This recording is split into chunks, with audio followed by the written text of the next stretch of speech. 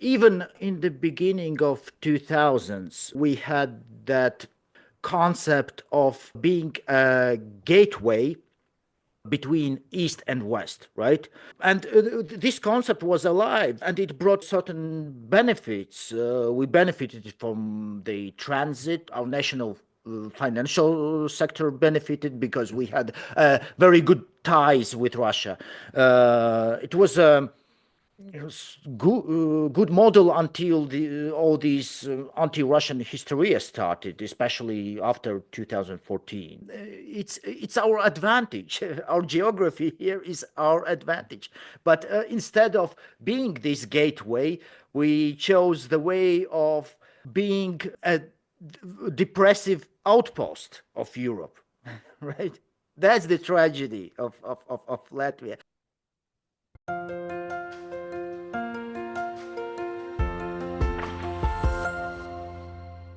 Hello, everybody. This is Pascal from Neutrality Studies, and today I'm talking to Romans Sklenniks, a former journalist in Latvia who, together with a political activist and former politician from Lithuania, is running a discussion platform opposite to the mainstream media in the Baltic states. Together, we want to talk about media and the political situation in the Baltics. So, Romans, welcome. Thanks for having me. Thanks for coming online.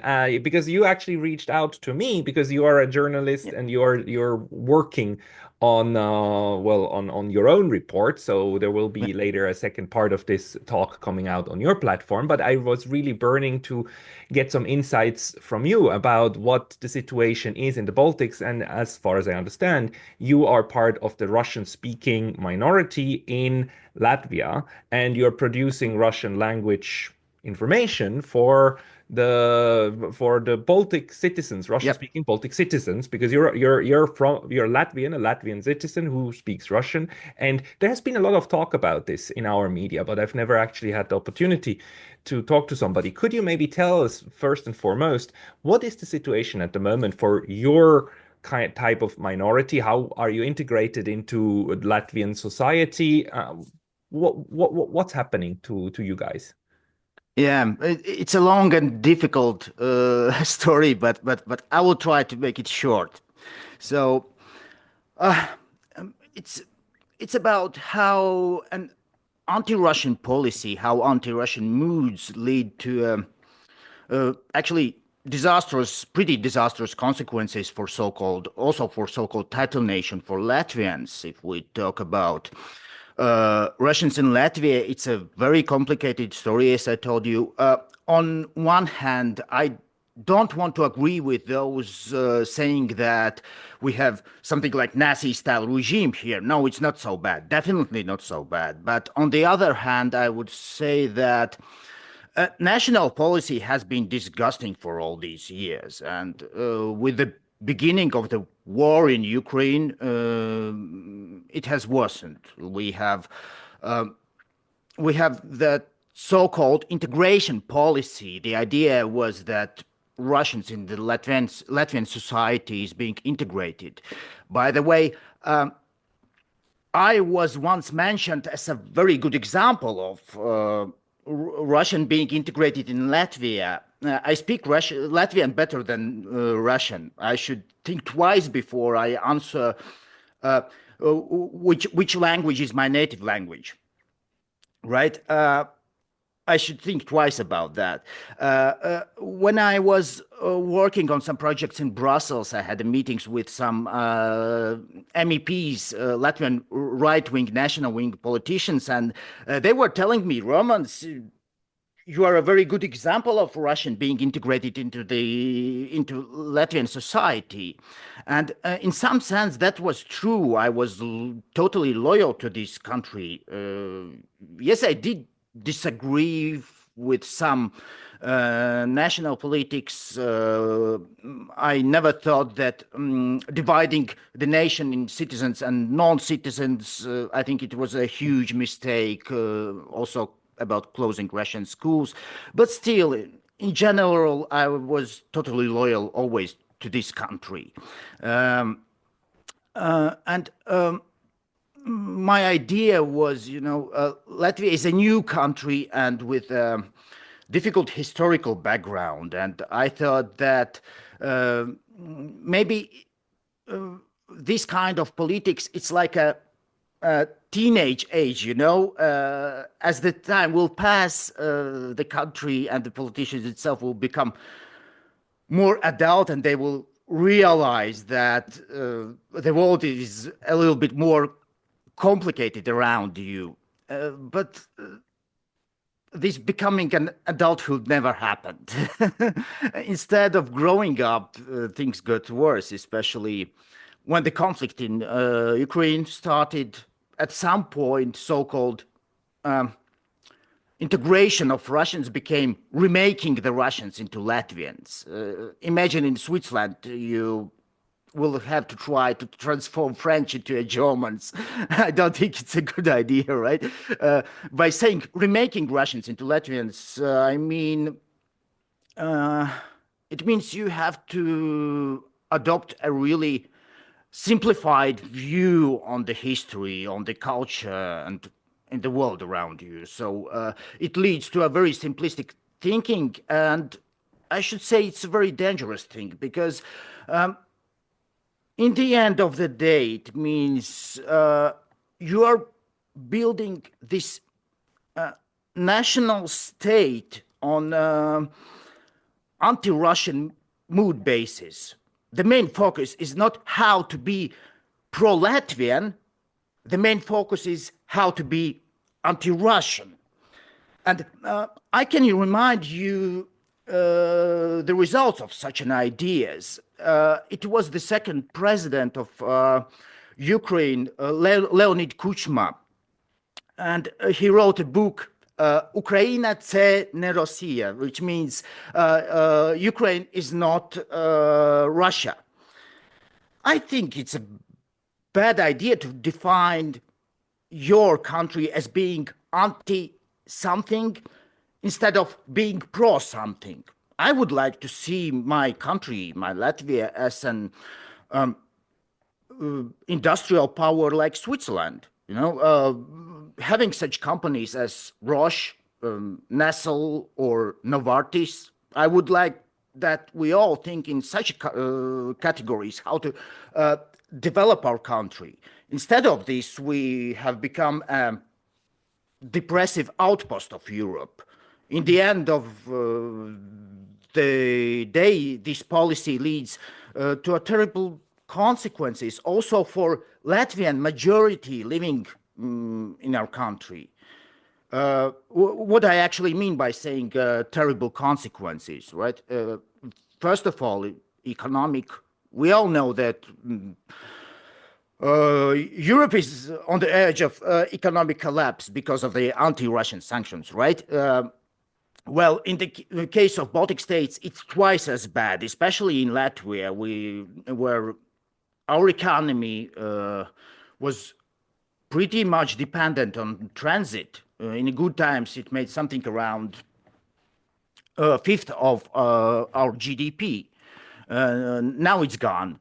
Some economists say that our rail company used to be one of the biggest taxpayers here in Latvia, but now some economists say that we should demolish our rails. We don't need them anymore. So imagine that.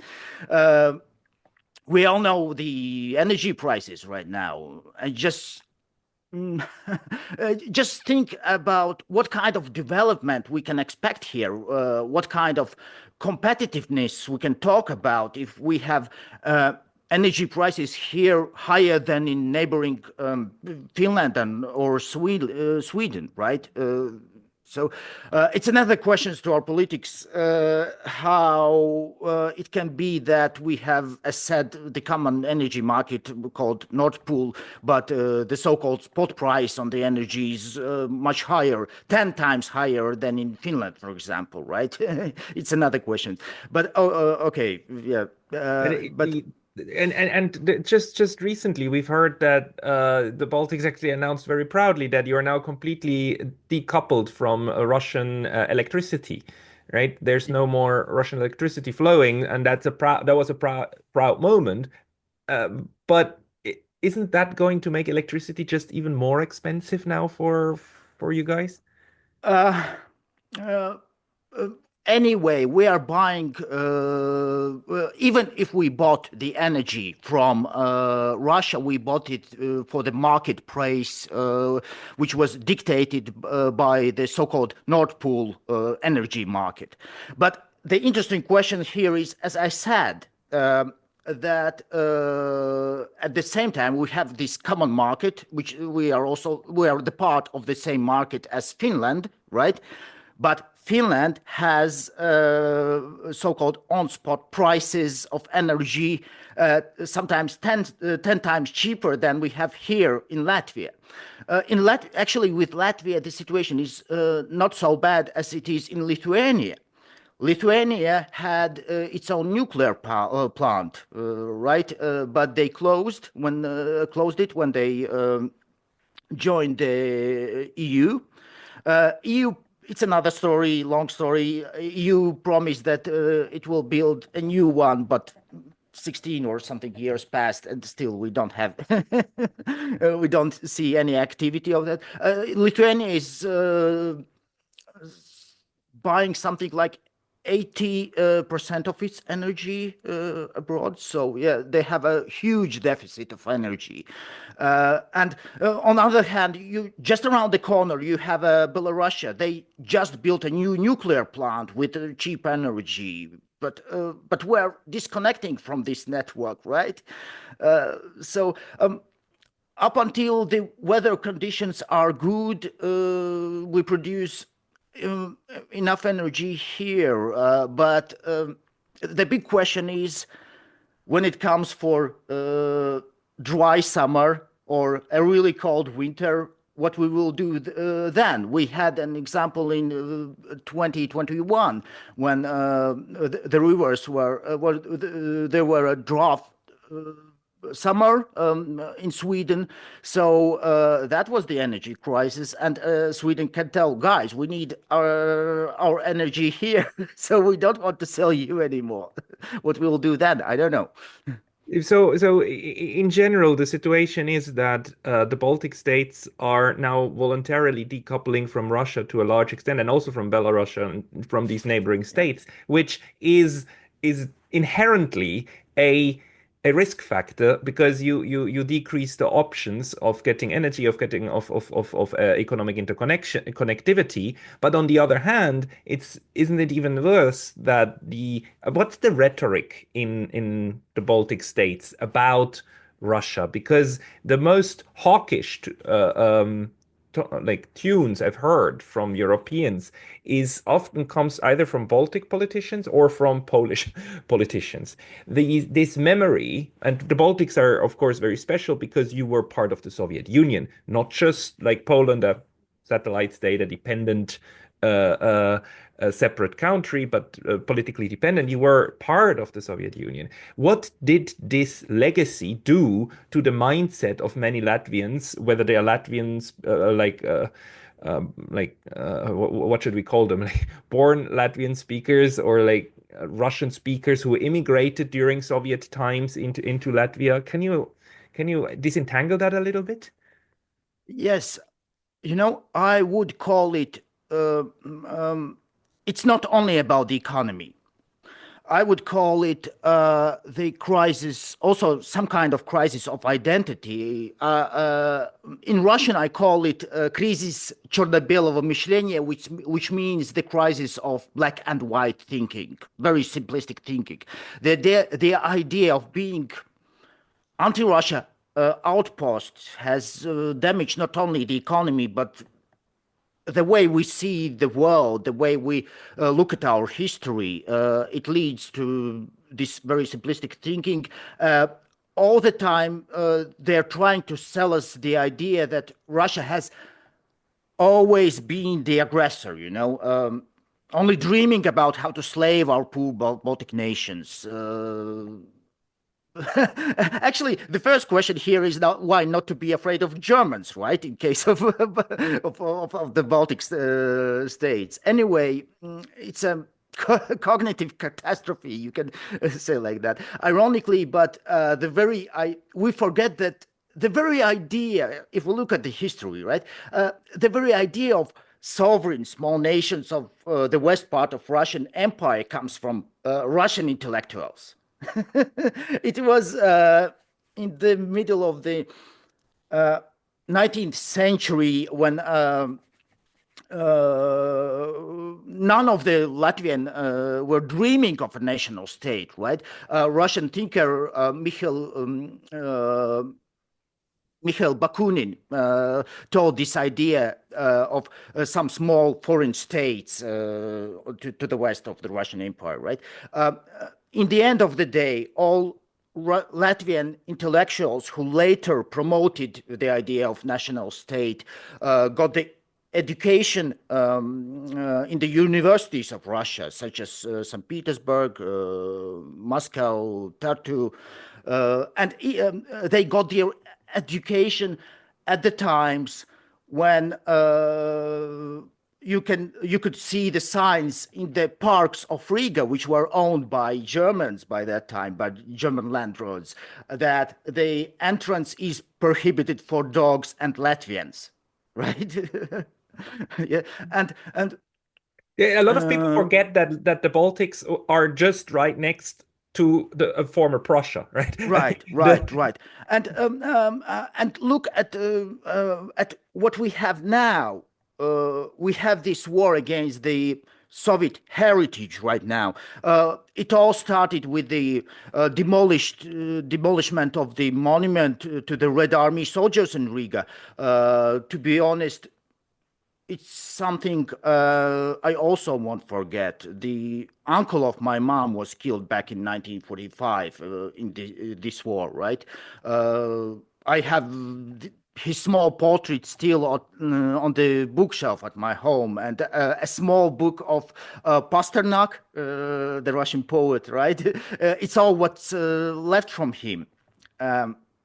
But this deconstruction of memory has gone way too far. Now we have uh, uh, something like, I would call it MacArthurism against Latvian culture. Right, you remember that Senator MacArthur, right, back in 1950s, 1960s in the United States, McCarthyism, right? yes, yes. Yeah, there are discussions about relocation of monuments to a great, not only Russian but Latvian writers and intellectuals, such as, for example, Andrejs Upīts, because they were communists.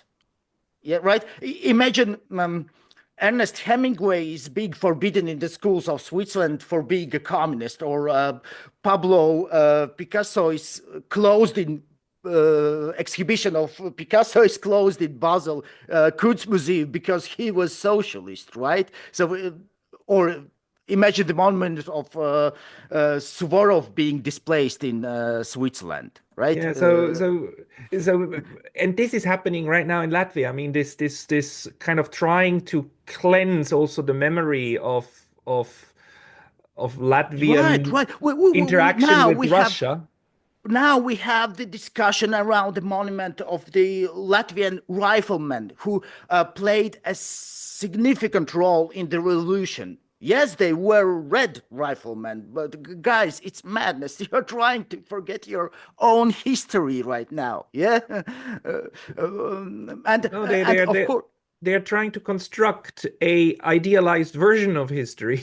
Right. And of course, it also leads to a war against the expressions of alternative opinions. Considering the same war in Ukraine, we had media being closed. As I told you before, we had this issue with our YouTube channel of Ainis Petkus Perspective being blocked in Lithuania. It had something around 150,000 subscribers, which is a lot for the Baltic states. We are sick of actually how many times it was blocked. So now we have a really fresh story, by the way, which happened in Latvia. Latvian investigative journalist Lato Lapsa was arrested 2 weeks ago. Now he's out. He has been arrested for 2 days. He was making an investigation of money fraud from Latvian military expenses. You know, we are buying military equipment. We want to reach the goal of spending 5% of our GDP for military purposes. So Lapsa was investigating this issue. He has the information that something like a third of these expenditures are being stolen. So this practice of the war against freedom of speech has led to a situation where the Latvian journalists are being arrested. So we can congratulate ourselves. That's how boomerang works, right? It started from Russian journalists, but now we have also Latvian journalists being attacked, right?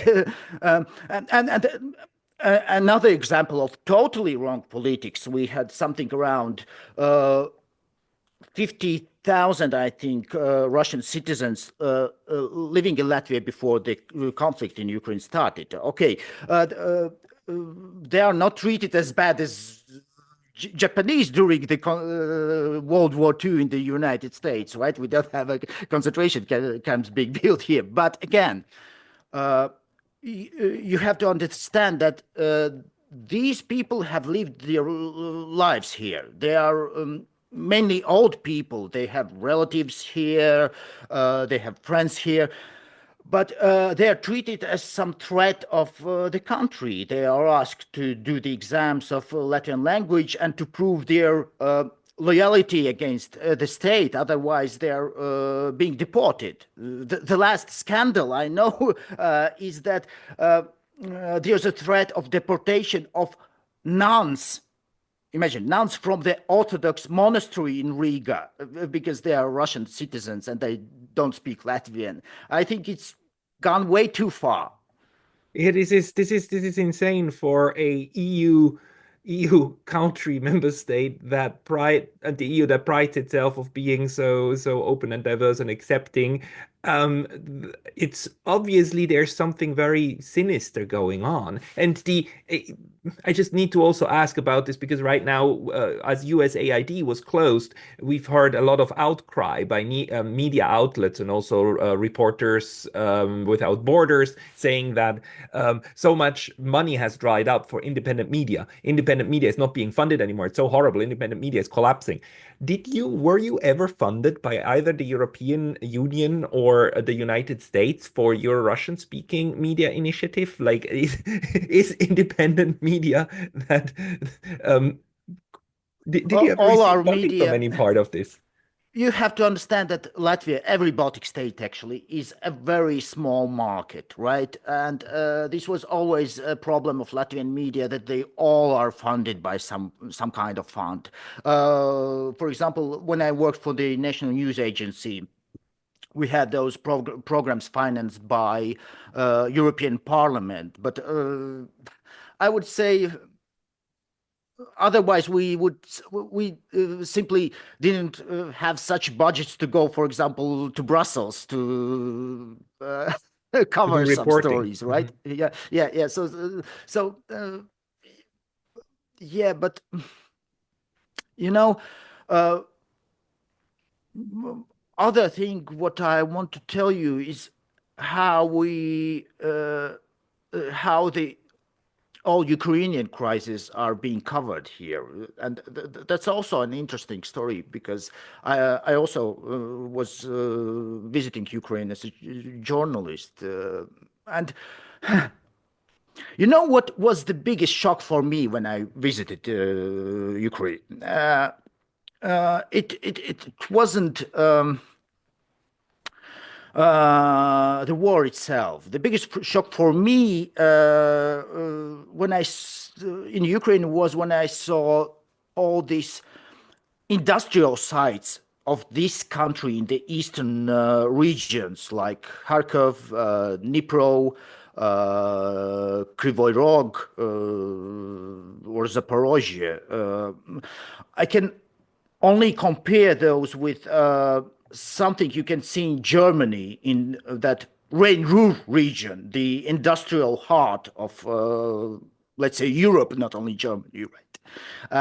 And you have to understand that those were the facilities where the rocket engines, aviation engines, technologies for nuclear plants, and many other stuff were being produced, right? And then you realize the actual potential of this country. Just imagine what kind of knowledge was accumulated there, right? And what is more important, you understand that tragedy of Ukraine has started long before the 2022. It started with an absolutely blind, I would say, stupid and corrupt association with Europe, which were destroying all what's left from the industry, Because which of these course. sites are decaying. Is that the thing? They're in disarray. They were not used. Yes, because they were all pretty much linked to Russia, right? Historically, they were dependent on these ties, and this is the great example of the politics defined by President Kuchma. Ukraine це не Russia. Ukraine is not Russia. Okay, you have defined that you are not Russia, but you haven't defined who you are then, and all you do is you are destroying the uh, old economic ties, but not creating the new ones. Right? It's a suicide. Then you start to understand the roots of the conflict. Then you start to understand why Donbass didn't want to go that way. Actually, Kharkov and Odessa also didn't want to go there, but their position was suppressed there. The Donbass for Ukraine was the same as the Rhine-Ruhr region in Germany. Yeah, and imagine there's a revolution in Berlin and some pro-Russian forces, for example, take over the power, right? And they say to the federal state of Rhine-Ruhr region, I don't remember how it's called, I think Westphalia or something. Hey guys, stop talking your native dialect and trading with France and the United States and others. Now we will be trading only with Russia. And so on, right? I think those guys will have a lot of questions to the federal government, and that's exactly what actually happened in Ukraine, but nobody's talking about in this manner. And of course, it ended with conflict. It couldn't end differently, actually, and in some way, the same actually is happening with the Baltic states. It's just, we talk about the dissolution of the Soviet Union a lot and how the Soviet Union collapsed. But we never talk about actually how the successor states then rebuild or what changed, right? Because it was a union. And again, like the European Union is a union. It's a union of different territories that organize together economically and politically. And okay, the Soviet Union, you can dispute how much of that was voluntary and how much was done at the barrel of a rifle. Yes, but that it was a a political and economic arrangement is undoubted, I believe. And then that broke apart. And the most West Europeans don't understand just how hard that was in the 1990s for the Russians and the Ukrainians and the Belarusians Yeah. and well, I mean, then a couple of others like the Baltic states were immediately integrated into the West, but other states were ostracized, especially Russia. And Jeffrey Sachs has a lot to tell about that, Yeah. of the deliberate non-integration of Russia into the common Yeah. European home. And now we are suffering from even 30 years later from the fault lines that you create. And you create these fault lines not just between states, you create them within countries. So even within small states like Latvia, and you are about 2 million people, right? Yeah. It's roughly. official numbers, but actually we don't have an we don't know the actual situation demographics because a lot of people we during the those 30 years of independence we have lost something like a third of our population, right? Yeah, it's a lot. Emigration, emigrated. It's a demographic catastrophe, actually, and it's hard to say exact numbers because, for example, even my friends around me, something like half of them work, for example, 2 or 3 months spent in Germany and then one month in Latvia, but they're still Latvian citizens, right? And they have home here. So basically, in the statistics show that they live here, but actually they don't, right? Most of I their see, time. I So see. it's So, but the Latvian society, did it overall, did the wounds of old heal, or did they become now worse, like of society? Is the division of society worse than where it was 30 years ago, or is it better? I think with all these propaganda measures being in place, they are getting even even worse. There's a total, there's a cognitive war going on right now, and uh, mm, the idea that Russia, whatever it takes, wants to occupy our country. That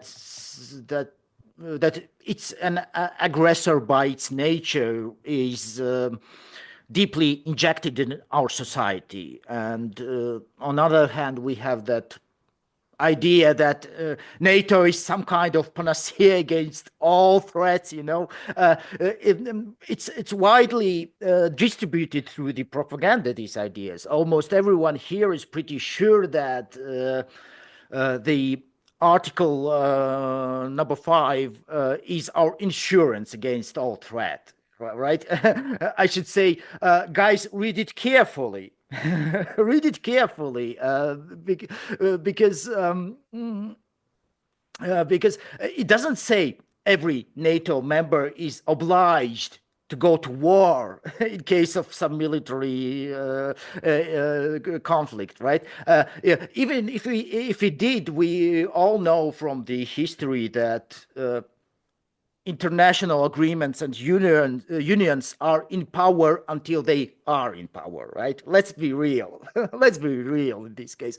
Clever nations always rely on its own power, not on the unions. We all know that lesson from the lessons of British classics of the big game, right? The Cold War of the 19th century. The article number 5 says that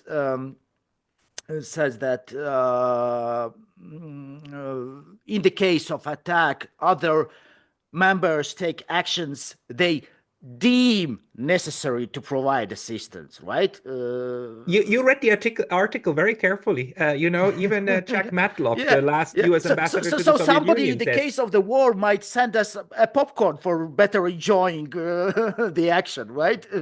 I mean, in many ways, Article 5, all of the support that the NATO gave to Ukraine could be given to any of the Baltic states if they were attacked, and that would Right. be in conformity with Article 5. They would not be in breach of it by just sending you support and then let the Latvians, Lithuanians, and Estonians go into the rifle fire of the Russians. That would be totally within NATO's possibilities. Yeah. And now, actually, now it will be very interesting to see how our public opinion will change when we will hear more about this military spending case from the investigation of journalist Lato Lapsa. When people will start to realize that for someone, all this Russian aggression case was just a business. But by the way, history teaches us that it's almost always the case. If you have read the Untold History of the United States by Peter Kuznick and Oliver Stone, you will find the cases when the nails were sold for the needs of the army for something like $5 per item, right? But in the end of the day, it's not just the Baltic problem. You can see it all around the Europe. It seems for me that the Europe uh, is not the same as it was, for example, back in 2003 when we had those anti-war protests, the biggest protests in recorded history against the war. I think it's time for Europeans to start to recognize that all this has gone terribly wrong, right? Horribly wrong, horribly Oh, wrong. oh, Because and sorry, Pascal. I just want to tell you another interesting thing, which uh, totally contradicts the assumption that NATO is our panacea, right? Um, it's the mood of investors at the moment. A couple of months ago, we heard the news that Swedish biggest forest funds are trying to sell the woods they own here in Latvia. It's something around 2% of our territory. They are now trying to sell them off, right? So it means that these guys think that investment in our country is not safe anymore. They don't think it's safe to do a business here, right? It's also an indicator. yeah, it is. It is. And look at it. Business people live off the fact that they make smart decisions at the right moment of time. And the what we are seeing is an escalatory spiral in Europe and a war, a proxy war between NATO and Russia fought inside Ukraine. And everybody is aware this could spiral out of control. And the first ones to fall would probably be the Baltics, maybe Finland to take hits, right? Maybe Sweden, because they're now part of the of this alliance. So the question to me is, when did it happen? When did that flip, that suddenly trying to become an enemy of Russia like supplanted the idea that being friendly with Russia will keep you safe. Instead of being in a good relationship with Russia to be safe, the choice is to be as hostile to deter Russia and be safe by deterrence.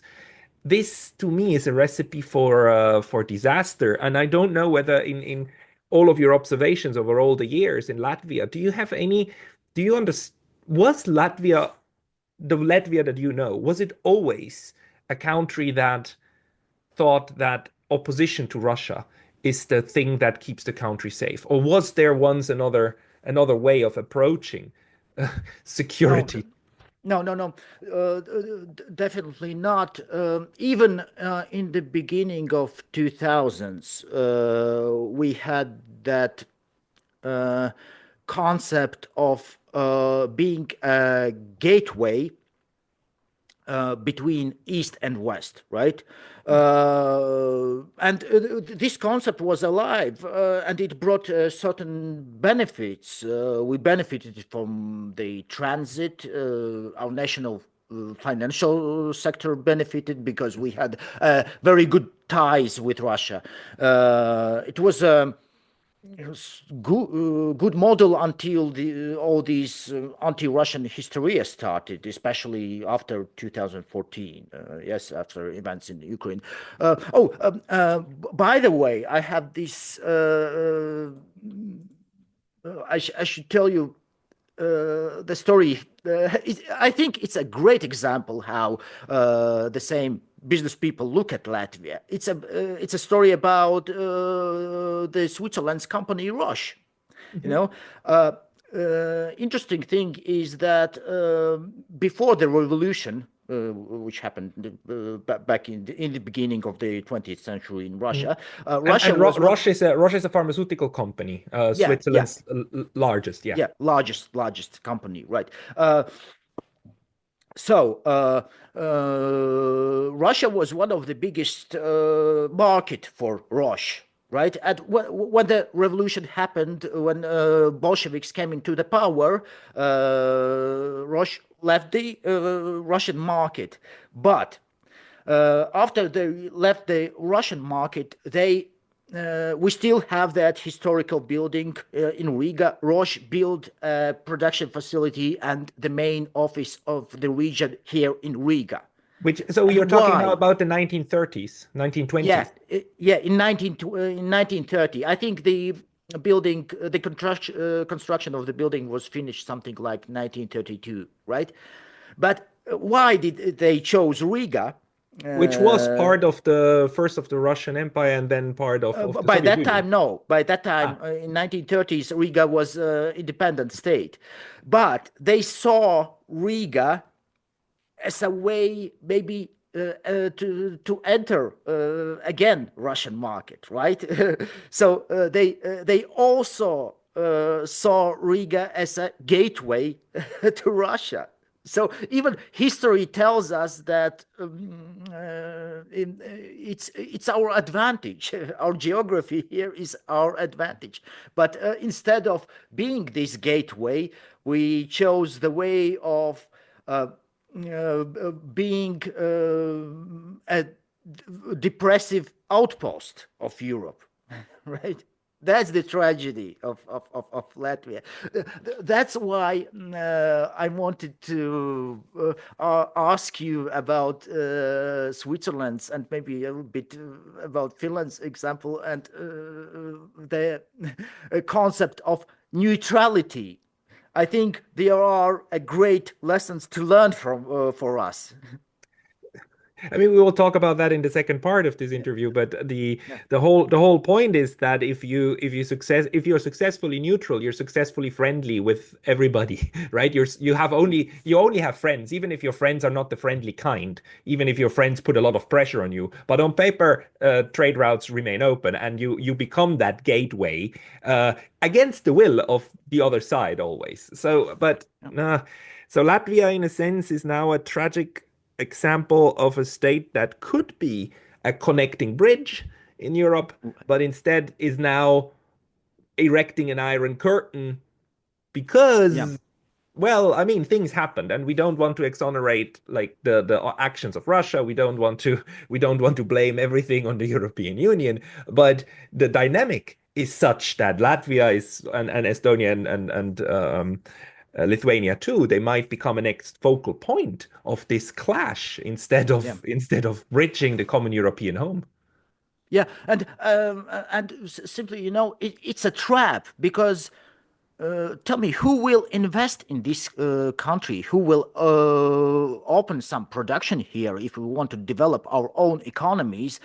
If we have this huge military risk, right? With such bad attitudes with Russia and huge energy prices, so no benefits at all, right? We are destroying our own economies. It's a way to nowhere.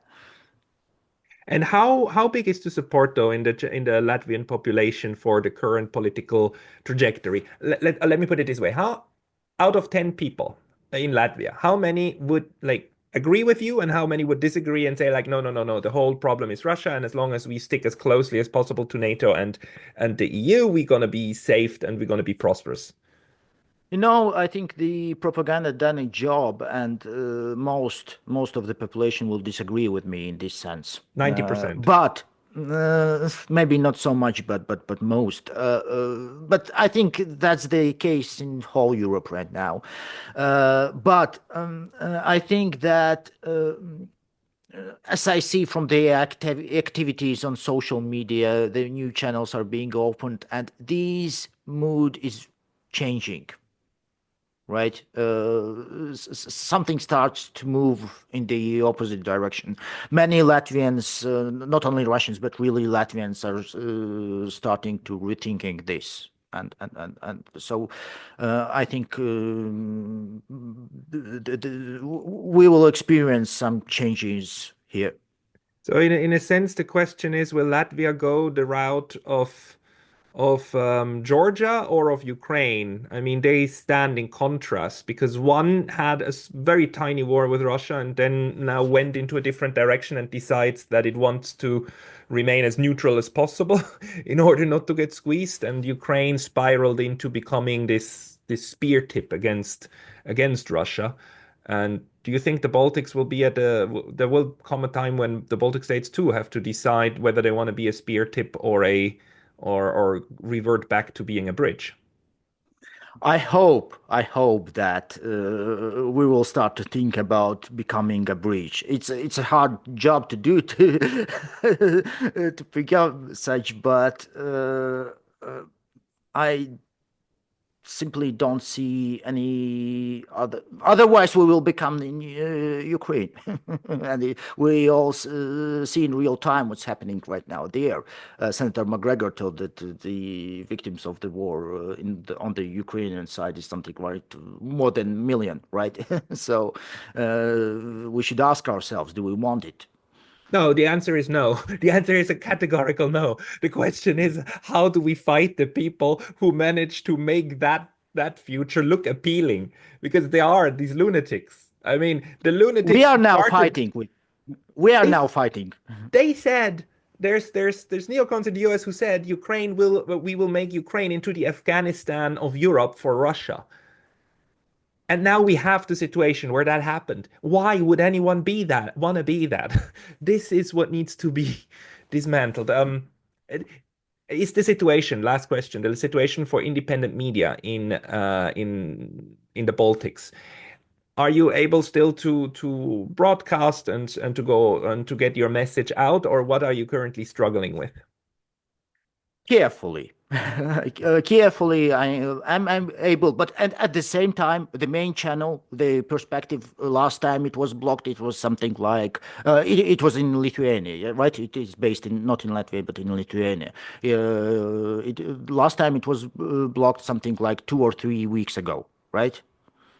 So Well, I do hope it remains open. And so if people want to hear more from you, like most of the audience of this channel is English speaking, do you produce anything in also in English? And can not people at the read from you? moment, but we will start to think about that. Okay. Once this happens, let me know and I will distribute the links and so on. Romans Sklenniks, thank you very much for your time today. Thank you.